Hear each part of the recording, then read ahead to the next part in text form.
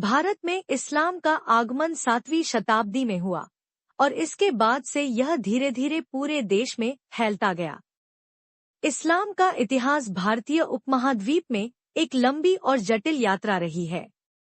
भारत में इस्लाम का आगमन पहले व्यापारियों और मिशनरियों के जरिए हुआ और फिर इसके बाद मुस्लिम आक्रमणों और शासन के माध्यम से इसका प्रसार हुआ। 7वीं शताब्दी के प्रारंभ में मक्का, वर्तमान सऊदी अरब, में यह धर्म पैगंबर मोहम्मद के माध्यम से फैलने लगा। भारत में इस्लाम का आगमन सबसे पहले व्यापारियों और मिशनरियों के माध्यम से हुआ। माना जाता है कि 630 ईस्वी के आसपास भारतीय उपमहाद्वीप में इस्लाम का पहला प्रवेश हुआ था, जब अरब व्यापारी अरब सागर के रास्ते भारत के पश्चिमी तट पर पहुंचे थे। हजरत मोहम्मद के बाद मुस्लिम व्यापारियों ने व्यापारिक रिश्तों के जरिए इस्लाम का प्रचार शुरू किया। अरब व्यापारी दक्षिण भारत के तटों पर, विशेष रूप से मलाबार तट केरल में आते थे। वहां के लोग पहले से ही समुद्री मार्गों से जुड़ी संस्कृति में विश्वास रखते थे और व्यापारियों के बीच धार्मिक संवाद भी हुआ। इनमें से कुछ व्यापारियों ने इस्लाम स्वीकार कर लिया और स्थानीय लोगों के बीच इसे फैलाना शुरू किया। भारत में इस्लाम के फैलने का पहला महत्वपूर्ण कारण व्यापार था। अरब व्यापारी भारतीय उपमहाद्वीप के पश्चिमी तट के जरिए व्यापार करते थे। केरल, कर्नाटक और महाराष्ट्र जैसे राज्यों में अरब व्यापारी आए और उन्होंने वहां अपने धर्म का प्रचार किया। इस्लाम ने उन इलाकों में आसानी से पैठ बनाई जहां पहले से ही मिश्रित सांस्कृतिक और धार्मिक माहौल था।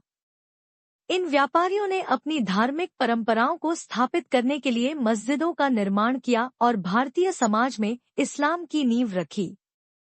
भारत में इस्लाम के फैलाव के अन्य महत्वपूर्ण कारण मुस्लिम शासन थे।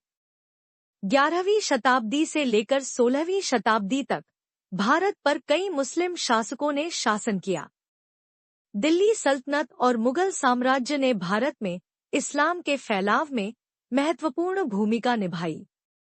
दिल्ली सल्तनत की स्थापना 1206 में हुई और यह 1526 तक चली।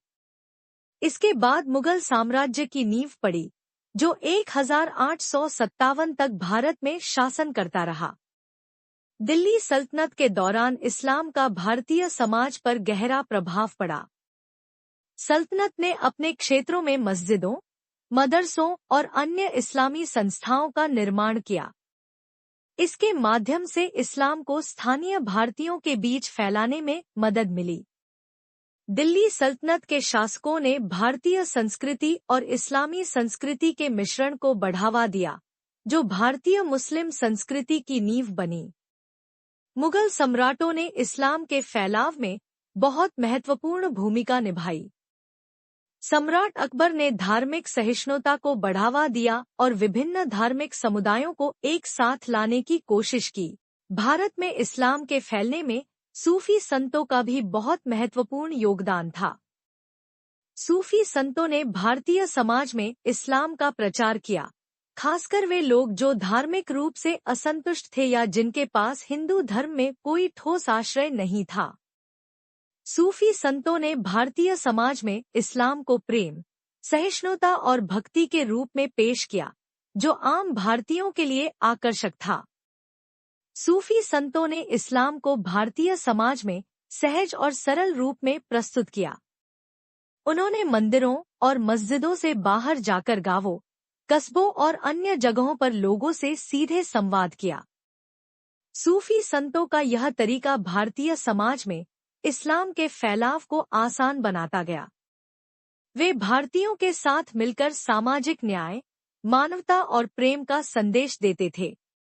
भारत में इस्लाम का फैलाव न केवल धार्मिक दृष्टिकोण से था, बल्कि इसने भारतीय सांस्कृतिक और सामाजिक जीवन को भी गहरे तरीके से प्रभावित किया। इस्लाम के आने से भारतीय समाज में कई बदलाव आए। इस्लाम एक ऐसा धर्म है जिसमें सभी इंसानों को बराबर माना जाता है। इस्लाम में कोई जात पात, रंग, नस्ल या वर्ग नहीं होता। इस्लाम में सभी मुसलमान बराबर हैं, चाहे वह किसी भी जाति या वर्ग से संबंधित हो।